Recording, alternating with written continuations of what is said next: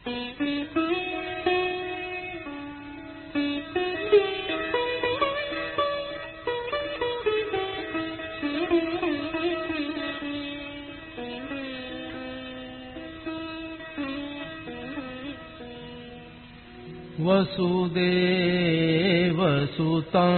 देवं कंसचाणूरमर्दनम् देवकी परमानन्दं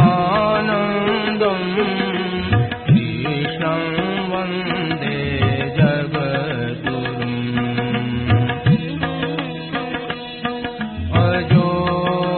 सन्नव्ययात्मा भूतानामीश्वरोऽपि सन्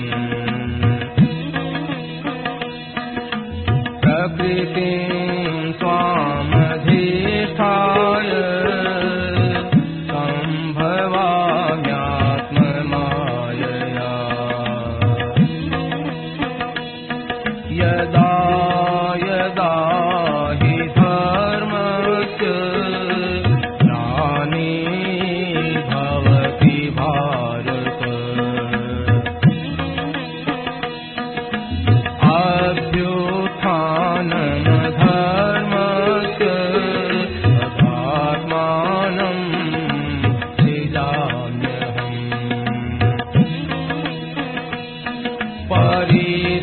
परित्राणाय साधूनां विनाशाय दुष्कृताम् धर्म संस्थापनार्थाय सम्भवामि युगे युगे जन्म कर्म च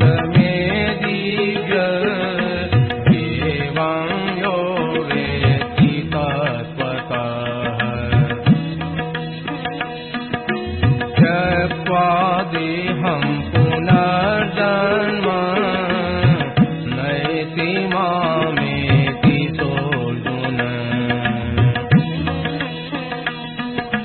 वीतराग भय क्रोधा मन्मया मामुपाश्रिताः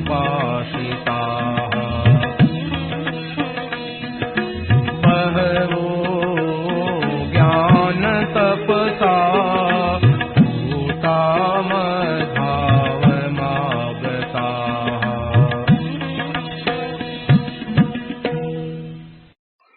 नारायण नारायण नारायण नारायण नारायण नारायण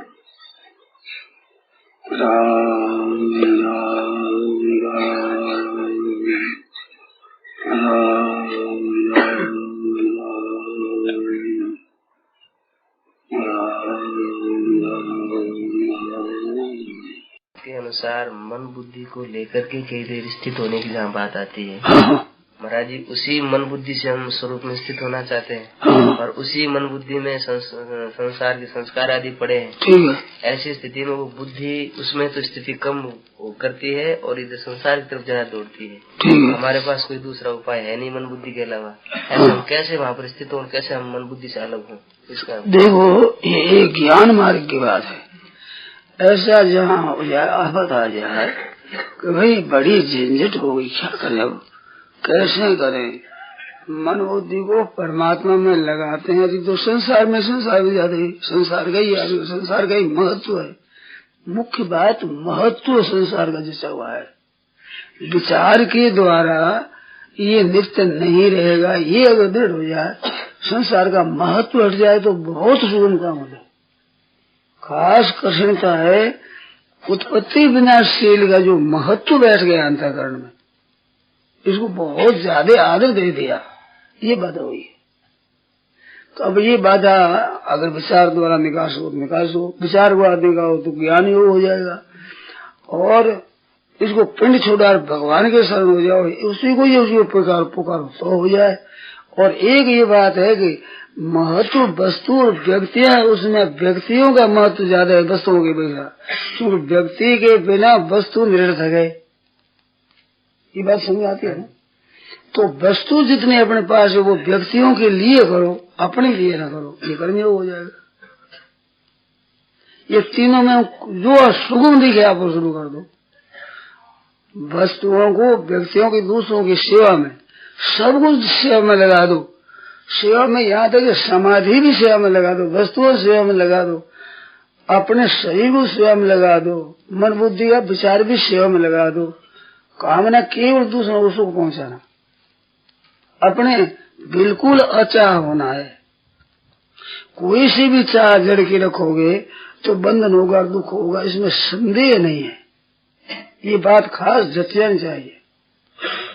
किसी भी संसार की चाह कर रखोगे ना तो दुख से बच नहीं सकते, कभी नहीं बच सकते, बंधन से कभी नहीं बच सकते। क्योंकि चाहना दूसरे रखे में पराधीन होना ही पड़ेगा। अरे पराधीन सुख नहीं, दूसरे सुख चाहे पराधीन, और क्या है सर? पराधीनता और क्या है? दूसरे से कुछ चाहना है पराधीन नहीं, और क्या है? आप बताओ महाराज। दूसरे से कुछ भी चाहना, इसके सिवाय पराधीनता क्या है? खूब गहरा विचार करो, सोचो, इस पर विचार बैठो, देखो कि दूसरे से चाहना,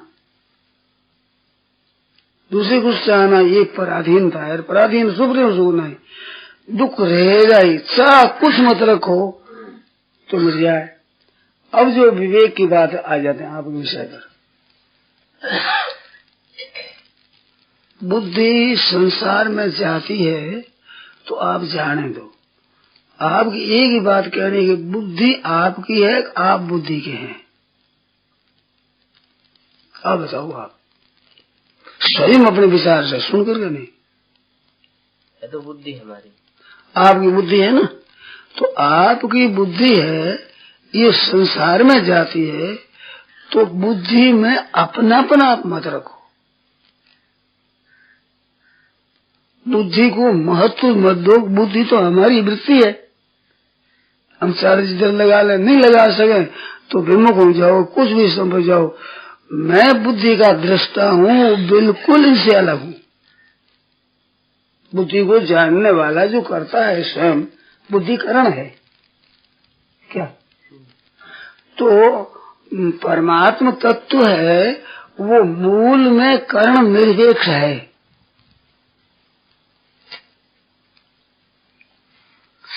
महाराज एक बात आपको बताऊं, आप इस तरफ ध्यान दो, इसलिए कहता हूं कि मैंने पुस्तकें पढ़ी है, उसका विचार भी किया है, और पढ़ाई के समय में भी केवल विद्युत का संपादन करना है, ये मेरा उद्देश्य नहीं रहा है। वो भी अभिमान आ जाता है, आता ही है, रहता ही है, रहा भी है, परंतु ये उद्देश्य मेरा नहीं रहा। क्यों? पढ़ने की मन में नहीं थी मेरे, तो उद्देश्य नहीं रहा है। तो उद्देश्य क्या हुआ? खोज रही है उस समय भी, पढ़ाई के समय भी खोज रही है कि उद्धार कैसे हो, कल्याण कैसे हो, जीव का कैसे कल्याण हो, ये रही है मेरी। तो ये रही है, तो वहां पर वृत्तियों में जहाँ वेदांत के अच्छे अच्छे ग्रंथ है ऊंचे, उन ग्रंथों में भी वृत्ति बताई है, वृत्ति से परमात्मा की बताई है। और उस वृत्ति को चरम वृत्ति का मान, अंतिम वृत्ति का, अंतिम वृत्ति बताई है। उस परमात्मा तत्व ये ऐसी अंतिम वृत्ति होती है, उस वृत्ति से परमात्मा तत्व की प्राप्ति होती है। तो वृत्ति की प्राप्ति होती है तो क्या होता है कि वो वृत्ति परमात्मा में लग जाती है, तो परमात्मा की मुख्य तो वृत्ति शांत हो जाती है। दृष्टांत दिया है, जैसे दिया सलाई से अंधकार दूर होता है, तो अंधकार को दूर करती है दिया सलाई, पर दिया सलाई दूर करती है दिया सलाई जगने से, तो वो जगने से अंधकार को तो दूर कर देती है, स्वयं बन जाती है।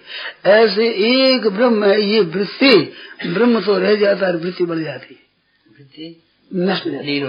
हाँ, क्यों? वृत्ति तो जड़ है ना, ये नष्ट हो जाती है। ये ऊंचे से ऊंचा वेदांत का विवेचन है। इसके सिवाय मेरे जब ये बात मेरे को मिली कि तत्व निरपेक्ष है, कर्ण निरपेक्ष है, बहुत प्रसन्नता हुई, बदलाव हुआ। ये मैंने इस बात से बताई कि आप आरंभ से ही ध्यान दो तो बड़ा अच्छा है। तत्व है वो वृत्ति के कब्जे में नहीं आता है। कोई नहीं मानेगा कि वृत्ति के अधिकार में तत्व आ जाए। प्रकृति के पदार्थ है, प्रकृति की भी वृत्ति है, वो प्रकृति के पदार्थ प्रकृति से अतीत वो कैसे कब्जे में ले लेंगे। तो ये विचार आप पक्का करो कि ये जो तत्व की प्राप्ति है वो कर्म निरपेक्ष है। ये बात बहुत बढ़िया है, कर्म सापेक्ष नहीं है। तो कर्म निरपेक्ष को हम कैसे जाने कि कर्म की तरफ से आप चुप हो जाओ। कर्ण को ना अच्छा समझो ना मंदा समझो। कर्ण है वो कर्ता उस कर्ण को ग्रहण करे तब ग्रहण होता है, कर्ता नहीं ग्रहण करे तो कर्ण से अलग स्वतः है। ये बात समझ आती है नहीं? तो कर्ण से अलग है तो चुप हो जाओ। बहुत ही बढ़िया साधन है। अगर हो सको 2 सेकंड ही हो जाए, सेकंड 2 सेकंड, मिनट पर नहीं कहता हूँ, सेकंड 2 सेकंड ही केवल ये होगा, कुछ नहीं, चिंतन कुछ भी नहीं। गीता ने कहा है आत्मसंस्थ मना करता न किंचित भी चिंतित। किंचित में ब्रह्म प्राप्ति, ब्रह्म के चिंतन, भगवान का चिंतन, आत्मा का चिंतन, कुछ ईश्वर का चिंतन, आत्मा का चिंतन, ब्रह्म का कुछ नहीं। किंचित न चिंतित, कुछ भी चिंतन न करें। तो कुछ चिंतन न करेंगे तो आपकी स्थिति स्वरूप में होगी। कुछ भी चिंतन मत करो। अब कुछ चिंतन हम करते तो नहीं पर चिंतन हो जाता है, ये बात आती खास। हम चिंतन करते नहीं है परंतु बात याद आ जाती है। तो याद आ जाए तो उसमें एक बात है विशेष ध्यान देने की, साधक तो हटाता है उसको, दूसरी आ जाए तो हटाओ और एक परमात्मा में लगाओ। ये प्राय साधन चलता है। जो अच्छा साधन करते हैं उनका उद्योग ये रहता है। इस उद्योग से जल्दी सिद्धि नहीं होती। इसमें साधक जल्दी सफल नहीं होता है। मैंने जहां तक देखा है तो सिद्धि किसमें होता है? सिद्ध इसमें ये सफलता की कुंजी है कि उसकी उपेक्षा करो। कोई वृत्ति हो, चाहे ऊंची हो चाहे नीची हो, उनको महत्व कुछ मत दो। ना हटाओ और ना लगाओ। हटाओ तो वृत्ति को महत्व दिया, लगाओ तो महत्व दिया वृत्ति को। वृत्ति को महत्व दोगे जड़ता की महत्व आएगा तो स्वरूप का महत्व नहीं रहेगा। ये मार्मिक बात है और आपके इस तरफ दृष्टि हो जाए इस बात से कहता हूँ कि ये बात मेरे को बहुत प्रिय लगी है। ये बात आप समझो, बहुत उत्तम लगी है बात मेरे को और इससे बहुत लाभ होता है। तो बुद्धि है उसकी उपेक्षा करो। बुद्धि में जो अच्छा बंदा कुछ भी चिंतन नहीं करना, कुछ चिंतन नहीं करने के लिए जो कुछ चिंतन आ जाए उसकी उपेक्षा करो। उसके साथ विरोध मत करो, उसको हटाओ मत और लगाओ मत। ये अटकला आ जाए, उपेक्षा करने की अटकला आ जाए, बहुत लाभ होगा। ये कदर आएगा हाथ में आ जाए उपेक्षा। वैसे आप समझते ही हो, उदासीन हो जाना उससे, ना उसको भला समझता ना बुरा समझना। भला समझने से भी समझ जुड़ता है, बुरा समझने से समझ जुड़ता है। भगवान से प्रेम किया उसका उद्धार हुआ, बैर किया उसका उद्धार हुआ, और जो कुछ भी नहीं किया उसका उद्धार नहीं हुआ। तो संसार से प्रेम करोगे तो फंसोगे, बैर करोगे तो फंसोगे। संबंध जुड़ जाएगा संसार का।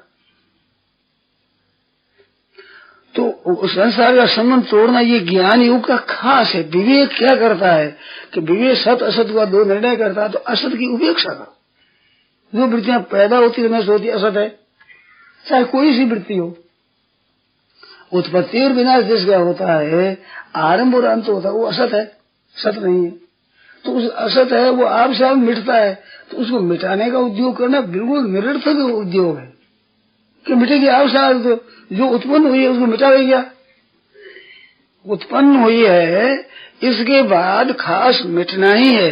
मैं तो व्याख्यान में भी कहता हूँ, लड़का पैदा हुआ तो इसका आवश्यक काम क्या है? मरना है। बड़ा होगा कि नहीं वो संदेह है, ब्याह होगा कि नहीं वो संदेह है, छोरा छोरी होंगे नहीं संदेह है, मैंने मरेगा नहीं मरेगा इसमें संदेह नहीं है। तो खास काम मरना ही है, तो वृत्ति पैदा हुई, खास काम इसका नष्ट होना ही है। अब नष्ट होना ही है तो उसको नष्ट करने का उद्योग करना निरर्थक उद्योग है, कोई काम का उद्योग नहीं। क्या फायदा हुआ? और रखने का है ही नहीं तो रहेगी ही नहीं, और नष्ट भी नहीं करना है तो उपेक्षा हुई, और क्या होगा? सारी में ध्यान में आती ही नहीं बात? तो करके देखो ना, इधर नष्ट तो हो ही जाएगी। तो नष्ट करने के लिए उद्योग करना, निरर्थक बल लगाना, समय लगाना, बुद्धि लगाना, खर्च करना, इतना बिल्कुल मूर्खता है। रखना करना है वो भी मूर्खता है, रहेगी नहीं तो रखने की इच्छा करना, यही तो महाराज महान दुख है। परंतु हमारे भाई चेतते नहीं, क्या करूं मैं?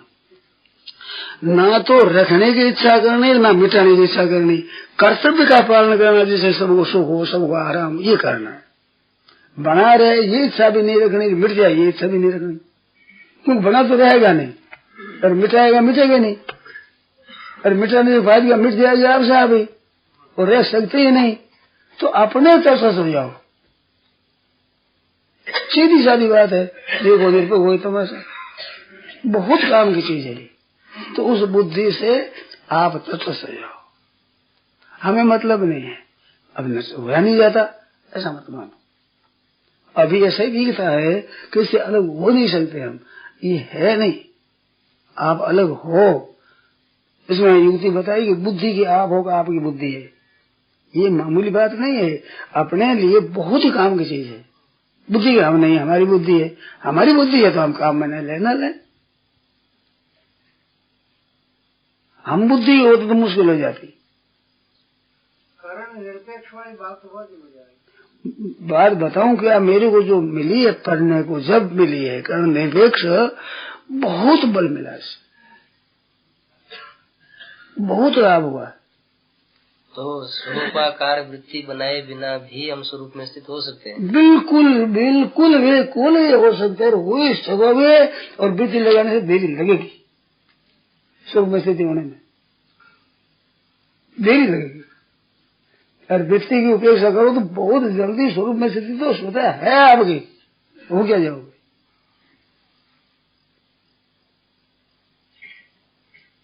अब इस वृत्तियों के निरोध करने से योग दर्शन कहता है तदा दृष्टो स्वरूप व्यवस्थान, योग स्थित वृत्ति निरोध है। निरोध क्या? तदा दृष्टो स्वरूप व्यवस्थान, तदा दृष्टो स्वरूप व्यवस्था क्यों करो? अब इदानीं करो। तो कैसे करे कि वृत्ति की उपेक्षा। अब निरोध में कितना अभ्यास, निरोध मार्ग योग दर्शन पूरा का पूरा भरा, इसके लिए एक दर्शन शास्त्र पूरा भरा। और उस शास्त्र की अपेक्षा क्या बताओ विलक्षणता, आप ध्यान दो तो बहुत विलक्षणता दिखेगी। गीता का योग क्या है? समत्वम समना परमात्मा में, परमात्मा में स्थित होना है योग गीता का, और वो योग है चित्त वृत्तियों का निरोध। अब जगह कहते हैं हमारा मन नहीं रुकता, अरे भाई मन रुकता नहीं, रोकने की जरूरत नहीं है, आवश्यकता नहीं है। आवश्यकता परमात्मा में स्थित होना, परमात्मा है उसमें चुप हो जाओ। जहां आप चुप होते हो वहां परमात्मा में ही रहोगे, क्योंकि कोई वृत्ति, कोई क्रिया, कोई पदार्थ, कोई घटना, कोई परिस्थिति परमात्मा को छोड़कर हो सकती है क्या? आप बताओ। तो उसमें उसकी उपेक्षा करो तो परमात्मा में स्थिति होगी, और कहाँ होगी स्थिति? जब घटना है, क्रिया है, पदार्थ है, वस्तु है, व्यक्ति है, इनकी तरफ से हटोगे तो स्थिति किसमें होगी? परमात्मा में होगी। आलस्य नींद नहीं होना चाहिए। आलस्य नींद में क्या होगा? डूब जाती है वृत्ति, अविद्या में, अज्ञान में। तो उसमें क्या अज्ञान वृत्ति, तो वृत्ति के सारूप आप रहने से आप डूब जाओगे, साथ रहने से आप डूबते नहीं हो। उसकी मैंने बताया कि नींद खुलने पर भी मेरे को कुछ भी पता नहीं रहता, तो मेरे को पता नहीं, आप तो रहे ना, आप अलग हो, पर अलग एक अब जो आपने कही असमर्थता है, अलग हो नहीं सकते, कोई बात नहीं। आप ऐसी नींद आले से तो वो नहीं, और इसमें साफ चलते फिरते भी सब हो गया,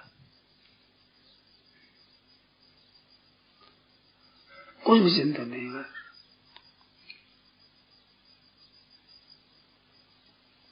ये गीता का योग है, समता है गीता के योग, सम है परमात्मा का स्वरूप। हर एक आदमी तो मानेगा नहीं, अरे पढ़ा लिखा मानना और मुश्किल। तो कई बातें भर ली ना भीतर गई। अब पढ़ाई पर ग्रंथों पर जितना विश्वास, मेरे पर विश्वास करेंगे नहीं वो, ये तो जानता नहीं इतना। अभी जानकार ज्यादा, मेरे पर कौन विश्वास करेगा। पर मैं कहता हूँ कि बहुत जल्दी सिद्ध हो जाएगा। योग दर्शन के योग करने में बहुत समय लगेगा। 6ठे अध्याय में यदा विनियतम चित्तम आत्मनि एव अवतिष्ठते निष्प्रिय सर्व काम युक्त इत्युच्यते तदा। यदा 18वां श्लोक है 6ठे अध्याय का।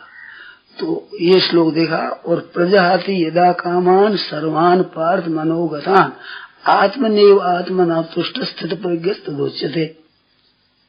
तो वो जो श्लोक 55वां दूसरे अध्याय का, अब दोनों का मिलान किया तो पूर्वा पर प्रसंग देखा कि प्रजाति यदा कामान, पहले कामनाओं का त्याग करे और फिर वो वृत्ति परमात्मा स्थित। प्रजाति यदा कामान नहीं, प्रजाति यदा आत्मनि एव आत्मा तुष्ट हो गया, ये हुआ कर्म योग। और ध्यान योग गया कि यदा विनियतम चित्तम आत्मनि एव अवतिष्ठते, ध्यान करते करते परमात्मा तत्व में ही वृत्ति स्थिर हो जाए और निष्प्रिय सर्व काम भी हो। ये कामना से पीछे नष्ट हो जाए, कामना से अलग हो जाएगा। पहली वृत्ति परमात्मा में लगेगी, कामना मिट जाएगी। उसमें कामना मिटा देगी तो प्रतिदिन परमात्मा लग जाएगी। कोई बात आएगी तो वो सिद्ध प्रज्ञ है, ये योगी है, ये नाम हुआ है। तो बात तो दो ही हुई ना है, ठीक है ना, समझ। अब ध्यान देना, परमात्मा में वृत्ति लगाओगे तो वृत्ति आपका पिंड नहीं छोड़ेगी, वृत्ति साथ रहेगी। इस वास्ते क्या था दीपो निवातस्थो निंगते सोपमा स्मृता योगिनो। जैसे वायु रहित दीपक की लो एक होती, ऐसे हिलती डुलती नहीं, ऐसे आपका अंतःकरण होना चाहिए। जो आत्मा ये अवतिष्ठित है उसी लिए दीपक ऐसी लो होनी चाहिए।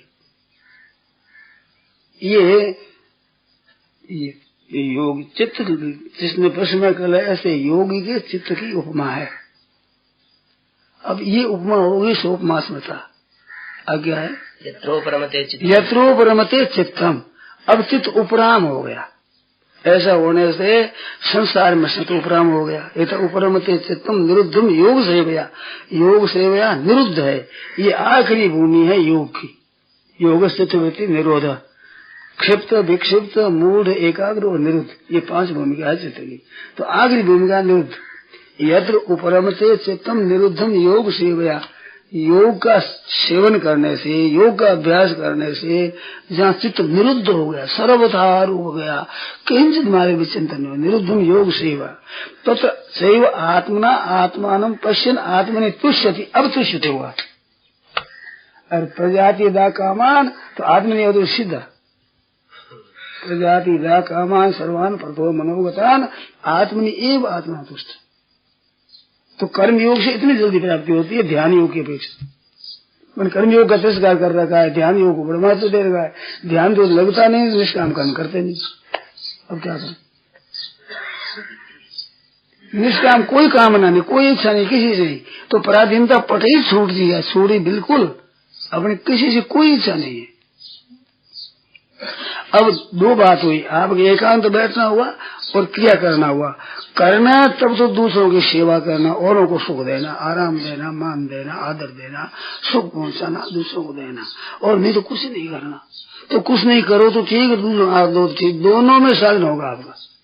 जहां लेने की इच्छा हुई वहीं फंस जाओगे।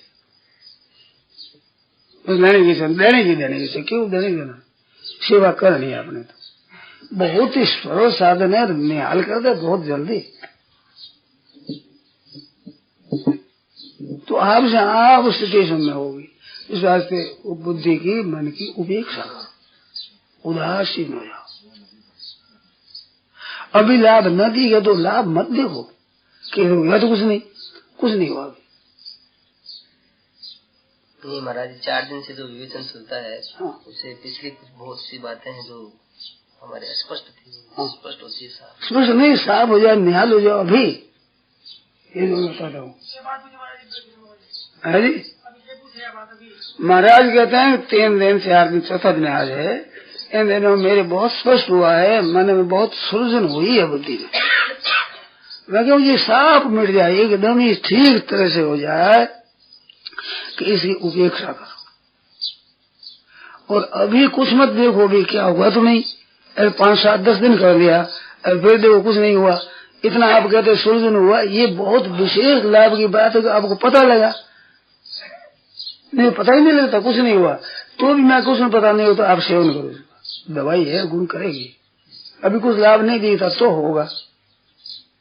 देखो 3, 4, 5 वर्ष की तो मैं पढ़ाई करी, पढ़ाई करने पर तो गया तो वहाँ लोगों ने कहा कुछ सुनाओ। अब सुनाऊ क्या बोलो, तो ढाणे जो ऐसे मात्र तक तक ठेकाने कर पा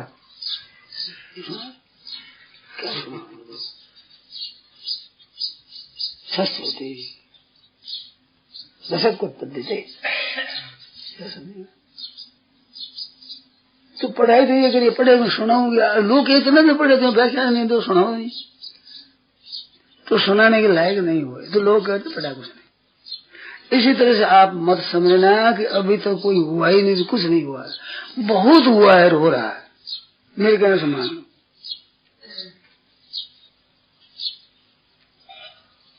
मेरे तो यहाँ तक बातें जिसकी महाराज सिंथल में एक दिन व्याख्यान दिया सुबह वक्त में, फिर सोच गए तो देखो अभिमान की बात है, मैंने कह दी आज का व्याख्यान ठीक ध्यानपूर्वक सुने, उसकी मुक्ति की संदेह नहीं,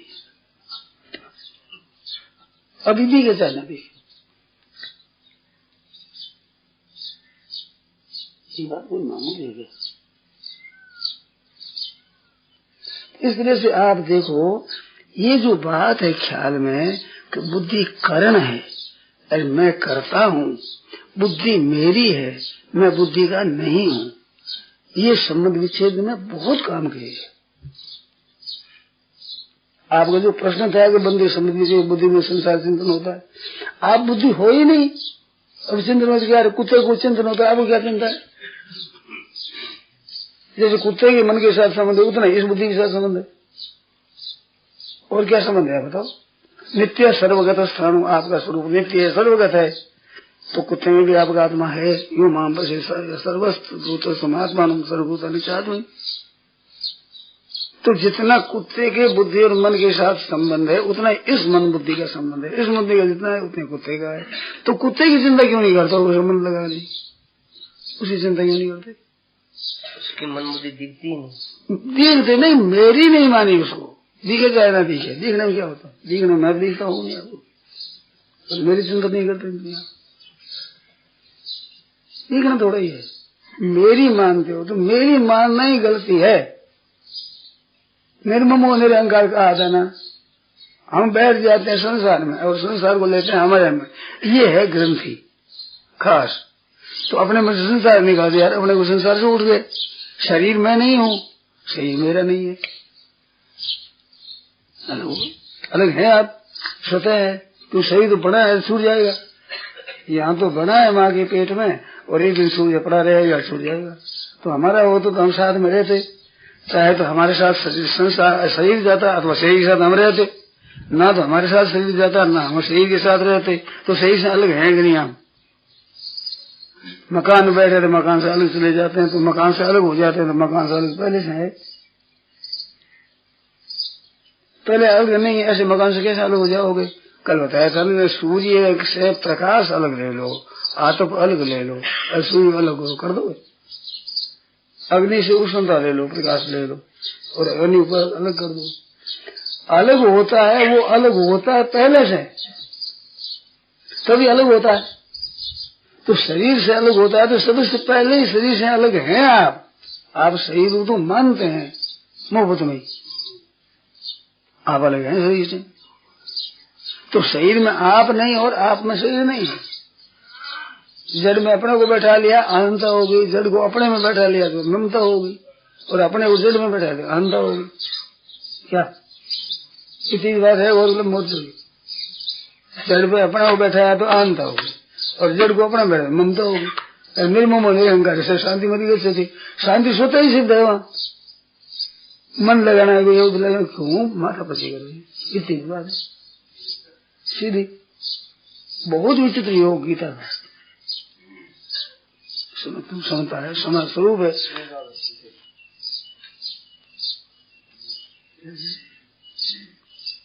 सम तुम योग उच्चते, यही तरीका स्वर्गो ये शांग साम्य स्थित माना क्यों निर्दोष है। समम ब्रह्म तस्मात् ब्रह्म देती था आप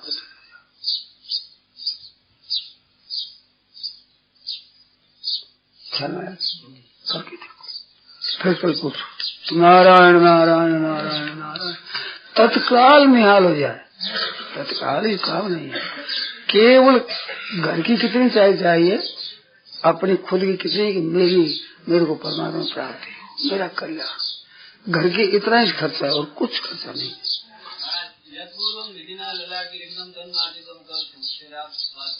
वह बात ही दूसरी भाई, वो तो घटना आवेगी, उसका निवृत्ति जरूरत नहीं। बुखार आ जाएगा, अरे बुखार आ जाएगा, बुखार।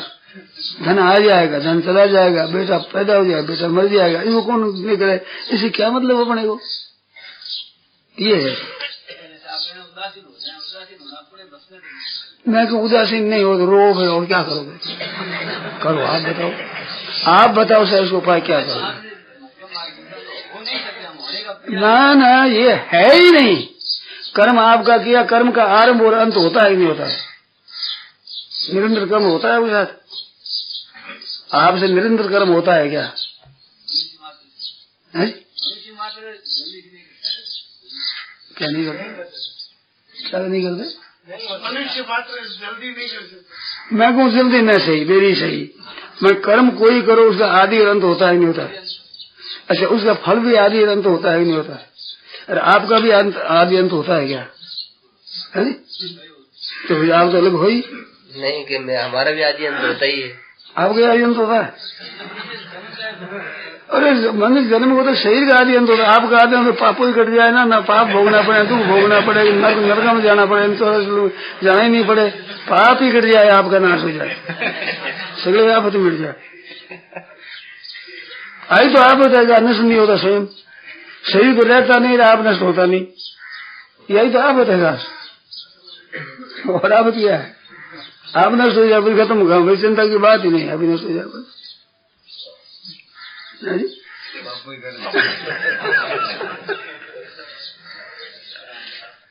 थोड़ा विचार करो महाराज, यहाँ ऐसी बात नहीं, मूंगफलियां नहीं है। सोना तो हो जाए, सोना तो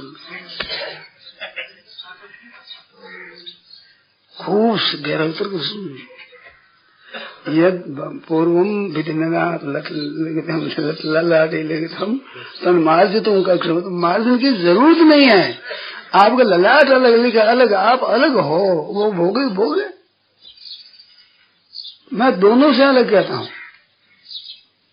क्योंकि कर्मों का आरंभ और अंत होगा तो फल का अंत और आदि और अंत होगा। जो ललाट लिखती है वो भी आदि होगा, अंत होगा, उसका खत्म होगा ही। लिखित तो है कि नहीं? लिखा का आरंभ होगा कि नहीं, अंत होगा कि नहीं होता? बहुत अंत हो जाएगा। तो आदि अंत होना में क्या है? बस आदिंत कौन थे? नते सुन मते बुधा बुधा ते सुना रमते, उनमें रमन नहीं करे बस। फिर आओ जाओ, क्या है क्या हो? नारायण नारायण नारायण, बहुत मौज की बात। आप थोड़ी कृपा करो।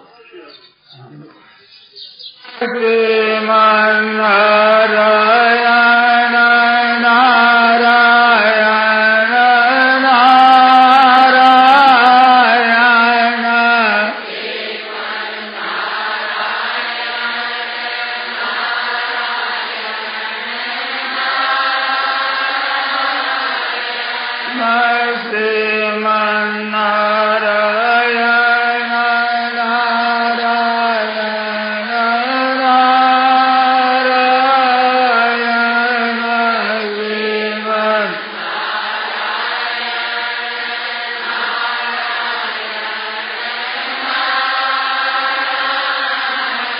नमो